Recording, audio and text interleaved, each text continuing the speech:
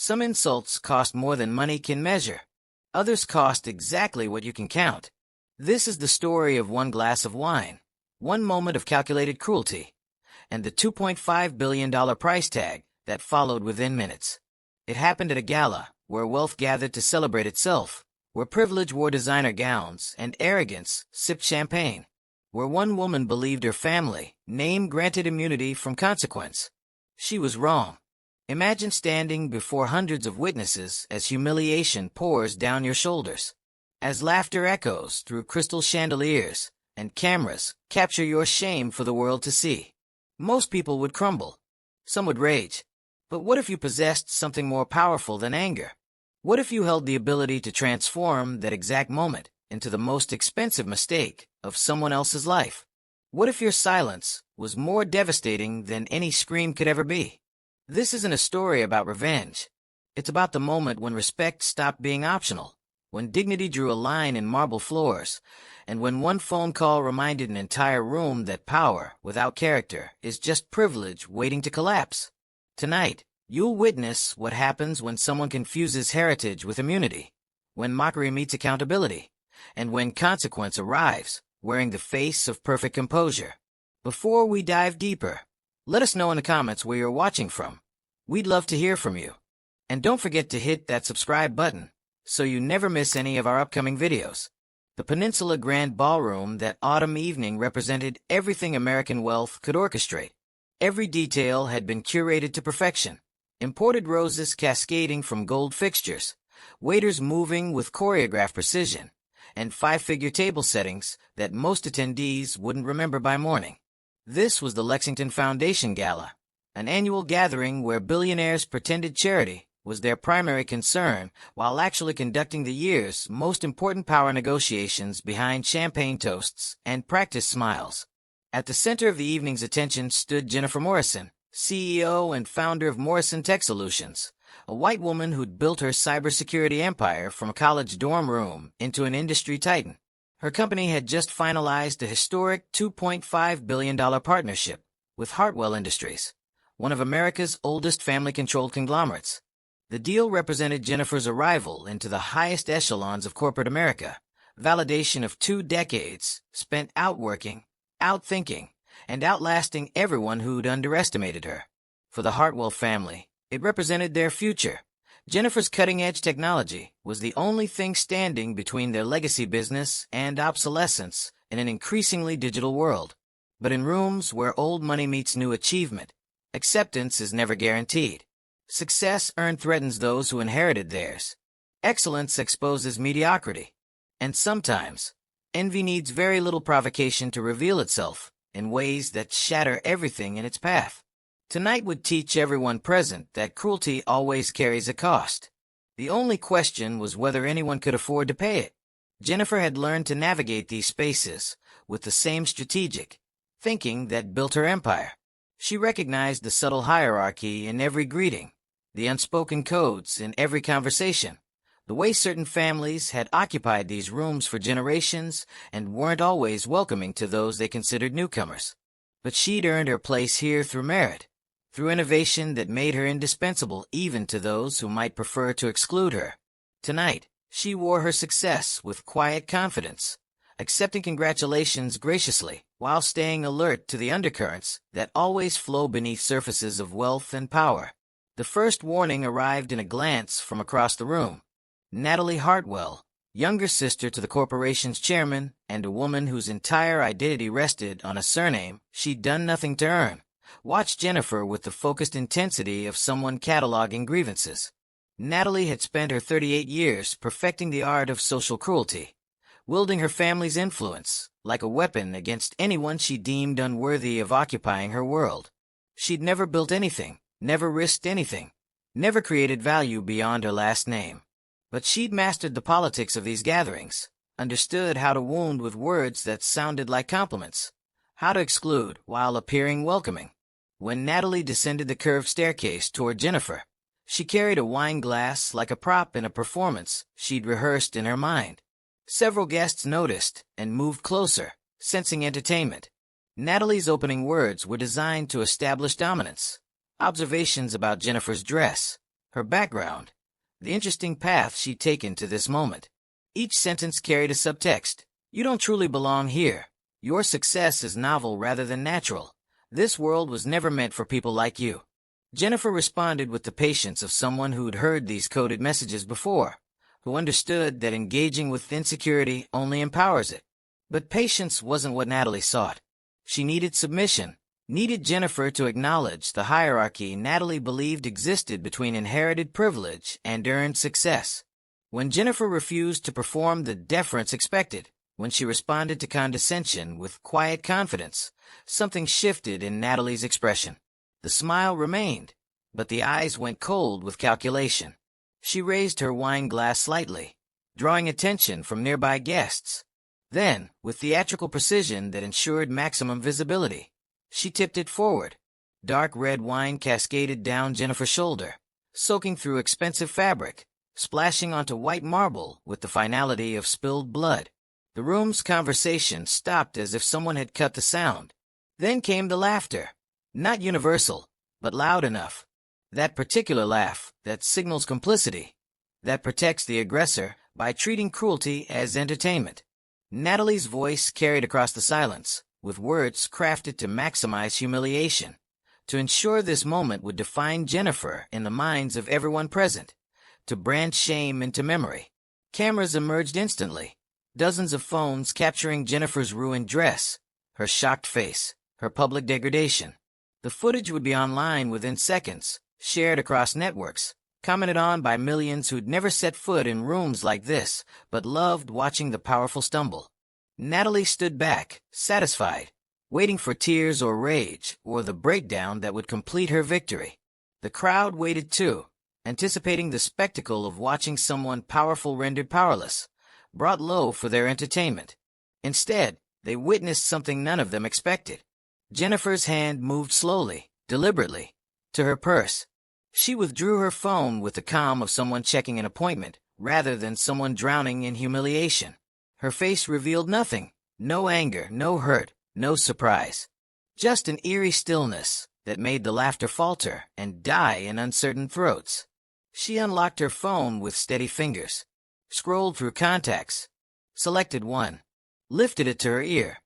When she spoke, her voice was quiet enough that people leaned forward to hear, yet somehow every syllable reached the far corners of that vast room. A single word, spoken with the weight of something irreversible, something final as a door closing forever. Then she lowered the phone, slipped it back into her purse, and simply stood there waiting. The confusion that followed was palpable. Guests glanced at each other, uncertain what they'd just witnessed, whether this was part of some response they didn't understand. Then the notifications began. A few phones buzzed initially, then dozens, then every device in the room seemed to vibrate simultaneously. Executives pulled out their phones with expressions shifting from curiosity to shock. Journalists present for puff pieces suddenly stood straighter, reading and rereading their screens. The air itself seemed to change, tension replacing mockery as understanding spread through the crowd, like electricity through water. If you're still watching, take a second to like, share, and subscribe. It helps us keep bringing you powerful stories every week. The alert was identical across every platform, every news feed, every business channel. Morrison Tech Solutions had terminated its $2.5 billion partnership with Hartwell Industries, effective immediately. The official statement cited fundamental incompatibility in corporate values and breach of the mutual respect clause embedded in their agreement. Legal language couldn't disguise the message's true meaning. Jennifer Morrison had just walked away from the deal that was supposed to define both companies' next decade, and she'd done it in the 30 seconds it took most people to send a text message. Natalie's triumph evaporated into confusion, then dawning horror as she understood what was happening. Around her, the consequences began multiplying. Her brother Marcus, chairman of Hartwell Industries, pushed through the crowd with the desperate energy of someone watching their empire crack in real time. He tried to speak, to negotiate, to somehow reverse what had just been set in motion. But Jennifer's expression made clear this wasn't a negotiation. It was a decision, final and absolute. What the room failed to grasp in those first chaotic moments was the catastrophic scope of what had just occurred. Morrison Tech Solutions wasn't simply another vendor to Hartwell Industries. Jennifer's company was the foundation of their entire digital transformation, the platform upon which hundreds of other contracts depended, the technology that was supposed to carry a 19th century business model into 21st century relevance. Without her cybersecurity infrastructure, Hartwell was suddenly exposed, vulnerable to competitors, unable to fulfill existing commitments, facing years of delays and billions in renegotiation costs. Wall Street would see the termination as a red flag, a signal that something was fundamentally unstable at Hartwell. And financial markets never wait for explanations before they start selling. Jennifer stood calmly at the epicenter of escalating panic, watching realization dawn across faces that moments ago had laughed at her humiliation. She hadn't shouted, hadn't threatened, hadn't needed to explain. The action communicated with perfect clarity. This was what happened when you mistook silence for weakness, when you confused patience with permission, when you believed your name granted immunity from consequences.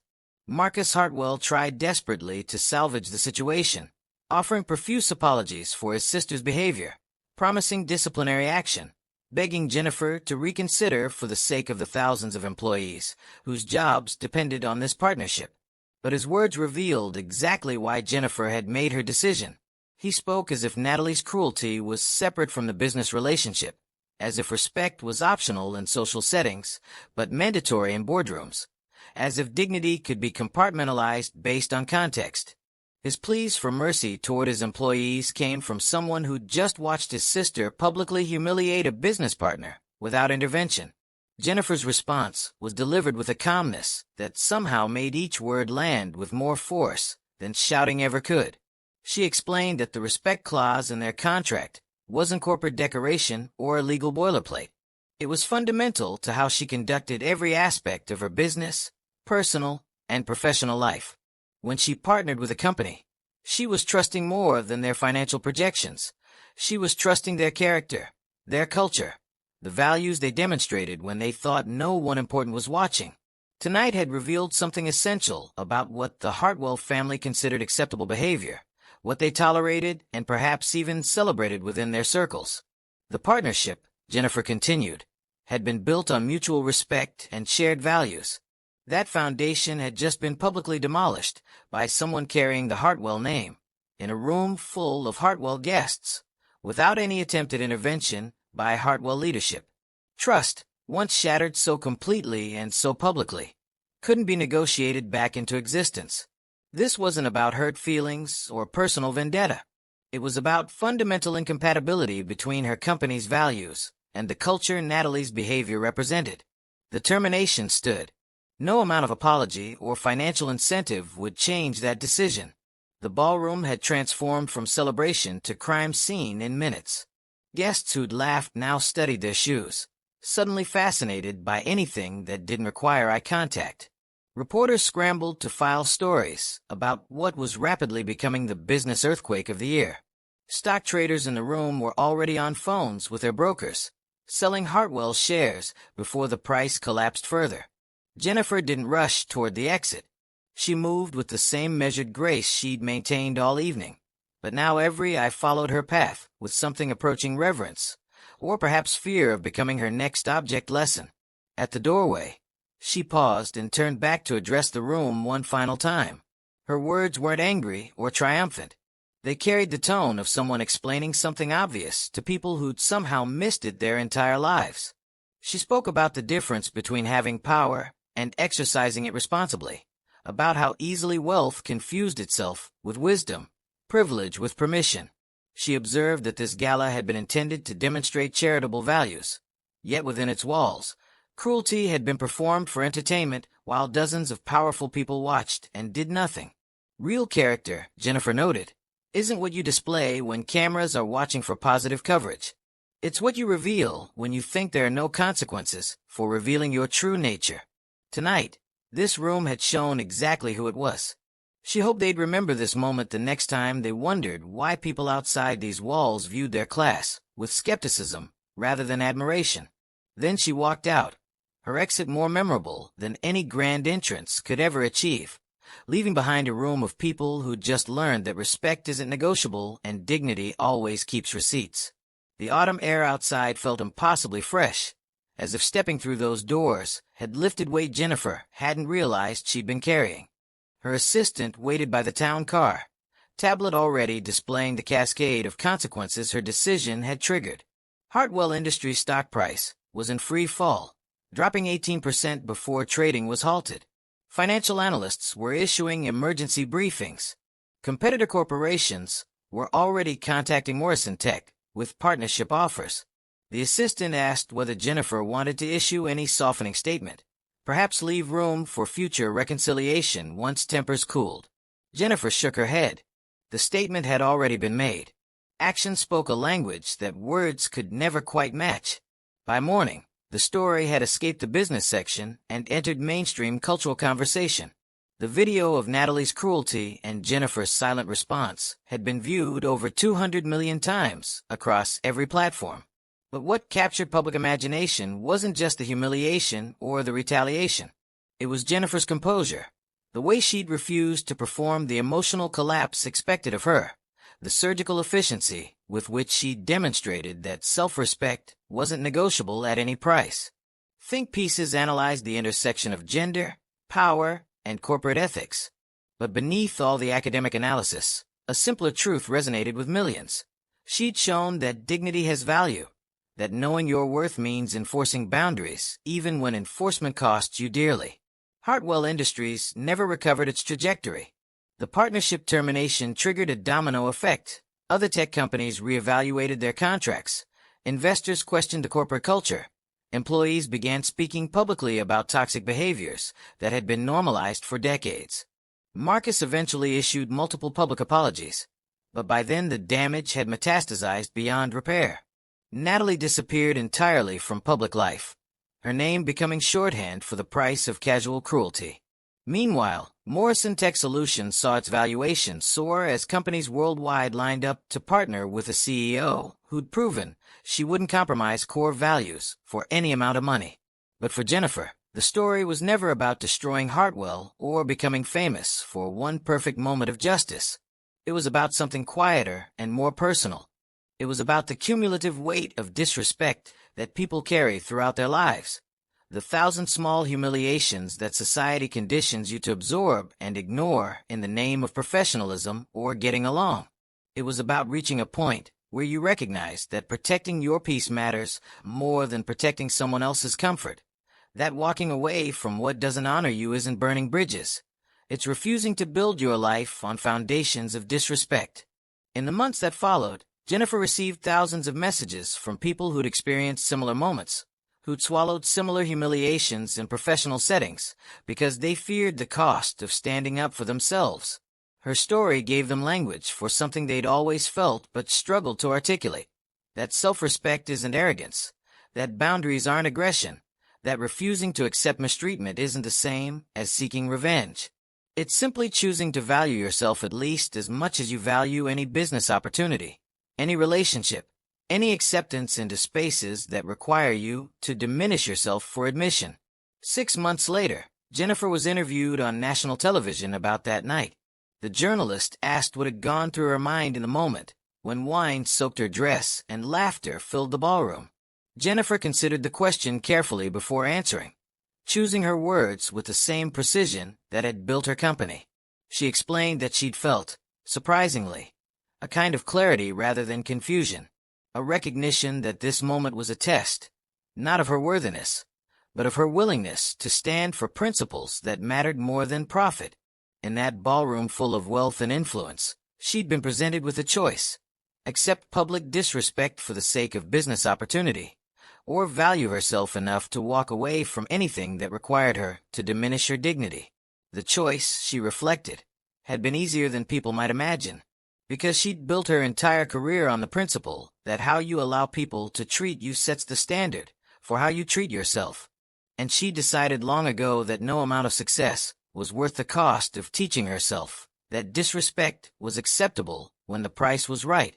True power, Jennifer observed, doesn't live in domination or humiliation or the ability to destroy others.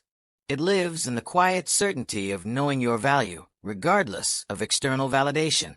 It's the strength to face loss rather than lose yourself, to prioritize integrity over income, to understand that the most important partnerships, whether business or personal, must be built on mutual respect, and anything constructed on lesser foundations will eventually collapse under its own moral weight. She hadn't destroyed an empire that night. She'd simply refused to participate in her own diminishment. And that refusal, delivered with grace and finality, had taught more about leadership than any business school case study ever could. The story became legendary in corporate circles, studied in ethics courses, and referenced in boardroom debates about culture and accountability. But its real impact was broader and quieter. It resonated with everyone who'd ever been made to feel small by someone who mistook cruelty for power, who'd been told to take the high road while others took the low, who'd wondered whether standing up for themselves was worth the professional cost. Jennifer's answer was unambiguous. Your dignity is always worth protecting, because the moment you accept that it's negotiable, you've already lost something no success can replace. If this story touched your heart, don't forget to like, share, and subscribe. And tell us in the comments what part spoke to you the most. And if you thought this one was powerful, wait till you hear the next story we're working on. Because in the end, Jennifer Morrison's legacy wasn't the deal she walked away from or the corporation she helped humble. It was the reminder she gave to millions watching. Your worth is not determined by those who fail to recognize it. Your dignity is not subject to negotiation based on financial incentives. And sometimes, the most powerful thing you can do is simply know your value, enforce your boundaries, and walk towards something better without looking back. That's not revenge. That's self-respect. And in a world that constantly pressures people to compromise themselves for opportunity, understanding that difference might be the most important lesson any of us can learn.